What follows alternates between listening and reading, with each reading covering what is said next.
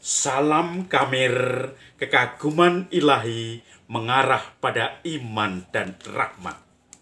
Saudara-saudari yang terkasih, karena saya kadang masuk angin, maka saya selalu sedia kopi. Ini kopi terapis dari Rowo Seneng. Dan satu lagi saya punya, ini namanya wedang uwo.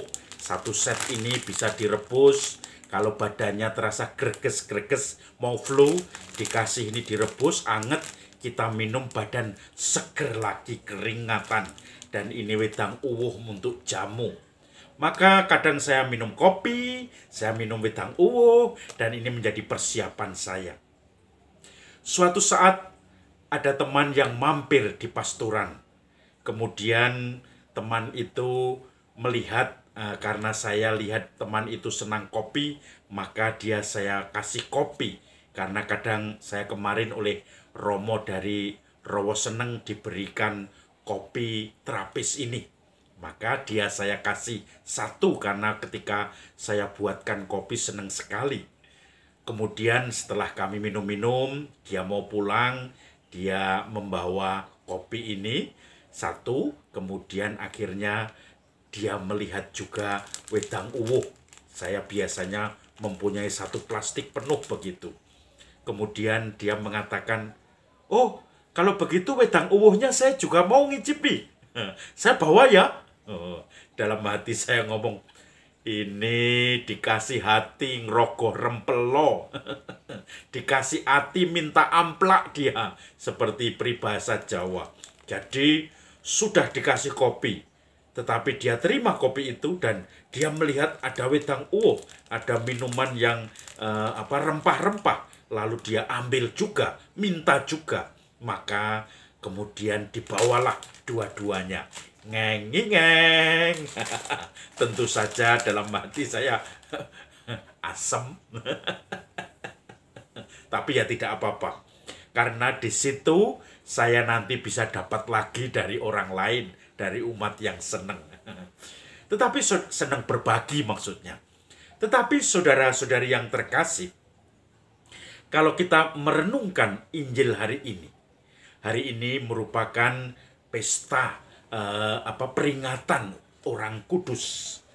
Santo Antonius dari Padua, seorang imam dan pujangga gereja. Dan bacaannya hari ini sungguh-sungguh bagi saya mengagetkan. Jika kamu ditampar pipi kananmu, berikan juga pipi kirimu.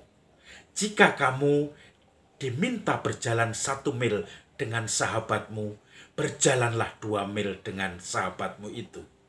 Jika kamu diminta bajumu, berikan juga, diminta jubahmu, berikan juga bajumu. Dan kemudian kita tidak punya apa-apa. Hendaklah kamu murah hati. Ini yang dikatakan oleh Yesus di dalam Injil hari ini. Dalam khotbah di bukit. Kalian mendengar bahwa dahulu disabdakan, mata ganti mata, gigi ganti gigi. Janganlah kalian melawan orang yang berbuat jahat kepadamu. Sebaliknya, kalau pipimu ditampar, pipi kananmu, berikan pipi kirimu. Dan ini, dan terus kemudian Injil yang tadi. Berikanlah kepada orang yang dimintanya, dan jangan menolak orang yang meminjam sesuatu daripadamu. Begitu baiknya Tuhan ini. Tetapi tentu saja ini sesuatu yang harus punya diskresi ya, harus punya pertimbangan. Kalau kita apa-apa diminta dikasih, diminta dikasih, diminta dikasih. Emang kita mau jadi malaikat? Emang kita mau jadi orang yang miskin sedunia, yang tidak ada apa-apanya karena semua diminta orang lain dan kita kasihkan? Tentu tidak letterlek seperti itu. Yang diharapkan oleh Tuhan adalah bagaimana kita bermurah hati kepada setiap orang, khususnya yang membutuhkan. Maka kalau saya teringat ketika perjalanan saya 10 hari untuk meminta-minta dan selalu menginap, meminta makan dalam arti setiap makan pagi, makan siang, makan malam, dan kalau malam numpang tidur tanpa ada surat jalan pada waktu saya sedang melakukan atau mengalami peregrinasi berjalan 10 hari. Saya merasakan banyak orang-orang, bahkan bukan orang Katolik, bahkan baru mengenal saya ketika berjumpa, itu sungguh-sungguh orang yang murah hati, memberikan apa adanya, makan, bahkan kami diajak makan bersama keluarga, tidak kemudian kami makan di teras, keluarga makan di dalam, kami disuruh masuk.